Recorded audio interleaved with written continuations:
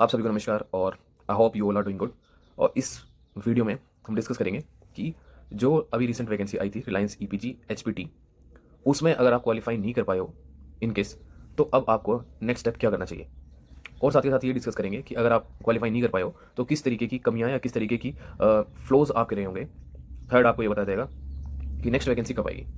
और साथ के साथ ये डिस्कस करेंगे कि जिन्होंने क्वालिफाई किया है उनकी ज्वाइनिंग कब होने जा रही है। तो विदाउट वेस्टिंग टाइम स्टार्ट करते हैं। सबसे पहले बात करें तो ज्वाइनिंग होने जा रही है 23 फेब को।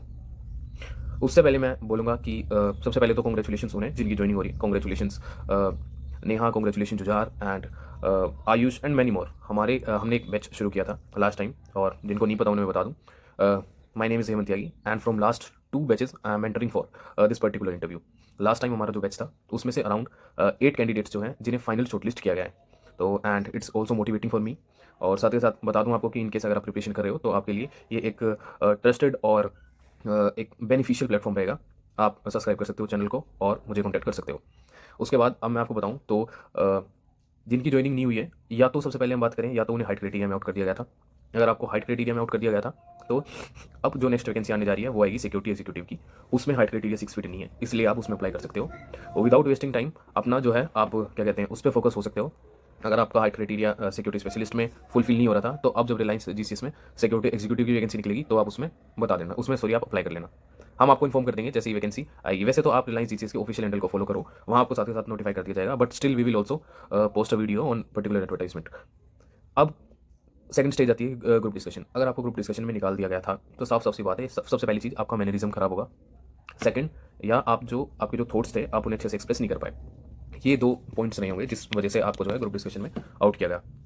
अब सबसे पहले चीज़ें होती हैं एक्सेप्टेंस। आपको अगर आपके कोई फ्लोज हैं तो आपको वो एक्सेप्ट करनी चाहिए, क्योंकि जब आप एक्सेप्ट करोगे उसके बाद ही आप उन्हें प्रूव करोगे। थर्ड, मैं अगर आपको बता दूँ, वैसे साइकोमेट्री टेस्ट में किसी को साथ ही साथ आउट नहीं किया गया, लेकिन साइकोमेट्री टेस्ट का मैं आपको अगर थोड़ा नॉलेज दूँ तो साइकोमेट्री टेस्ट कुछ भी बनावटी नहीं होते। साइकोलॉजी जो होती है वो ओरिजिनल होती है और प्रैक्टिकल होती है। उसमें ऐसा नहीं होता कि अगर आपकी ओरिजिनल साइकोलॉजी को कोई फेक बना देगा तो वो आपके सिलेक्शन को हैम्पर करेगी। लेकिन बहुत से कैंडिडेट्स अवेयर नहीं होते कि साइकोमेट्री टेस्ट को कैसे अटैम्प्ट करना है, कि TAT, WAT, SRT इन्हें कैसे लिखते हैं, इनकी गाइडलाइंस क्या होती है और क्या टाइम प्रेशर होता है। तो इस तरीके की चीज़ें हैं। और जो बैचमेंट रोल थे जो हमारे साथ जुड़े हुए थे उन्हें हमने सारी चीज़ें करा दी थी हमारी टीम ने। और बाकी ये है कि साइकोमेट्री टेस्ट के लिए आपको जो रिसर्च करनी पड़ेगी, या तो आप सेल्फ रिसर्च कर सकते हो या फिर जो है आप हमारे साथ जुड़ सकते हो, हम आपको बता देंगे। और उसके बाद अगर मैं बात करूँ साइकोमेट्री टेस्ट के बाद की, तो आपका अगर पर्सनल इंटरव्यू में आप आउट किया गया है, पर्सनल इंटरव्यू में या तो आपकी ग्रूमिंग अच्छी नहीं रही होगी, या फिर आप कॉन्फिडेंट नहीं होगे, या फिर आपकी जो बात है आप उसे रख नहीं पाओगे, या फिर जो आपको अपनी बारे में डिटेल्ड चीज़ें बतानी थी वो आप नहीं बता पाए होंगे, आपने ब्लैंक छोड़ दी होंगी चीज़ें। तो ये मेजर फॉल्स रहते हैं जो कैंडिडेट्स ध्यान नहीं देते। मे बी इनमें से कोई कमी आपकी रही हो। तो सबसे पहले अब बात ये है कि कमियां तो हैं, अगर कमियां आपने एक्सेप्ट कर ली हो तो अब बात करें कि आप आगे फर्दर क्या कर सकते हो। आप फर्दर आगे क्या कर सकते हो, 2 आपके पास चांस हैं, 2 आपकी पॉसिबिलिटीज़ हैं। फर्स्ट, आप किसी और साइड अपना करियर देख लो। ऐसे इस साइड जो है आप सिक्योरिटी फील्ड में जो वैकेंसीज इस साइड रिलायंस निकालती है उस पर आप क्रॉस कर दो। फर्स्ट आपकी प्रोबेबिलिटी है। सेकंड ये है कि अगर आप रिलायंस की तरफ अच्छे से देख रहे हो, आप चाहते हो कि मैं इसे ही ज्वाइन करूंगा या करूंगी, then you do not have any option, you need to work on your self. और नेक्स्ट वैकेंसी की अब अगर मैं बात करूँ तो नेक्स्ट वैकेंसी आएगी 2 महीने बाद, 2 से 3 महीने बाद। ये मेरा ओपिनियन है, क्योंकि लास्ट टाइम जो ज्वाइनिंग हुई थी वो 23 14 फेब नवंबर के आसपास हुई थी। तो उससे अगर हम 6 मंथ कैलकुलेट करें तो अराउंड मई के आसपास जाता है। और इसलिए कह रहा हूँ मैं, मार्च और अप्रैल, देन मई आ जाएगा, तो मई के अराउंड आपको नोटिफिकेशन देखने को मिल सकती है। This is just an opinion, this is not an official notification. तो आपको मेंटली प्रिपेयर रहना चाहिए इसके लिए। और ये भी मैं आपको साथ साथ बता दूं कि सिक्योरिटी स्पेशलिस्ट में कम कंपटीशन होता है as compare to security executive. उसमें कंपटीशन बढ़ जाएगा क्योंकि हाइट क्राइटेरिया नहीं है, बच्चे ज़्यादा अप्लाई करेंगे इसीलिए। अब जब बच्चे ज़्यादा अप्लाई करेंगे तो उसमें आपको ज़्यादा ग्रूमिंग करने की, अपने ऊपर ज़्यादा ग्रूमिंग करने की नीड है। क्योंकि अगर आपकी स्किल्स अच्छी नहीं है, आपकी स्पीकिंग स्किल्स अच्छी नहीं है, आपकी ग्रूमिंग अच्छी नहीं है, आपका कॉन्फिडेंस अच्छा नहीं है, तो वहाँ पे जाके बच्चे फिल्टर हो जाते हैं। अराउंड 160 कैंडिडेट्स जाते हैं, तो 160 में से एंड तक फाइनल राउंड ऑफ इंटरव्यू के बाद तक 40 ही कैंडिडेट बच जाते हैं, 30 to 40। तो 1/4 का रेशो रहता है, आप रेशो देख सकते हो। उसके लिए अब बात यह है कि अब आप क्या कर सकते हो। अब आप सबसे पहले ध्यान दो अपनी पावर ऑफ एक्सप्रेशन पे, सेंटेंस कंस्ट्रक्शंस पे। इन शॉर्ट आपको मैं बताऊं कि ये this is not about the speaking spoken English, this is about the way of expression.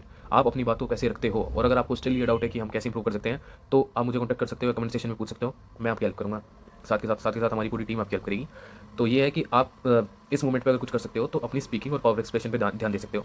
फिर जब 2 महीने बाद आपका एग्जाम होगा तो एग्जाम ओरिएंटेड कंटेंट आप कंज्यूम करना शुरू कर सकते हो। हमारे साथ आप जुड़ जाओगे तो और भी ज़्यादा बेटर रहेगा, क्योंकि आजकल मार्केट में बहुत सारे ब्लॉगर्स और बहुत सारे फ्रॉड हो रहे हैं जिन्होंने कि खुद ही क्वालिफाई नहीं किया है और वो बिल्कुल इररिलेवेंट जो है कंटेंट आपको प्रोवाइड कराते हैं।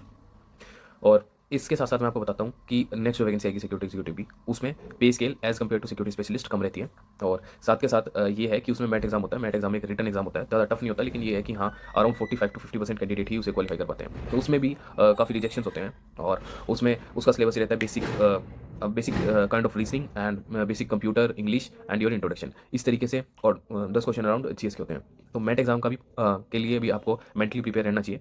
और अगर आप नेक्स्ट वैकेंसी जो कि सिक्योरिटी एग्जीक्यूटिव की होगी, अगर उसके लिए आप प्रिपरेशन करना चाहते हैं, तो आप मुझे कॉन्टैक्ट कर सकते हो, और उसमें मैं आपको जो है गाइड करूँगा। और जैसे कि आप देख सकते हो कि सबसे पहले मैं अपनी टीम के बारे में बता दूं तो in our team we have Anshul sir and me. We both are conducting the classes and the sessions, and we both are guiding for you. And both are, you already know about me. And if I am talking about Anshul sir, he is also qualified the same. And if still you have any doubt, you can ask to me. Thank you.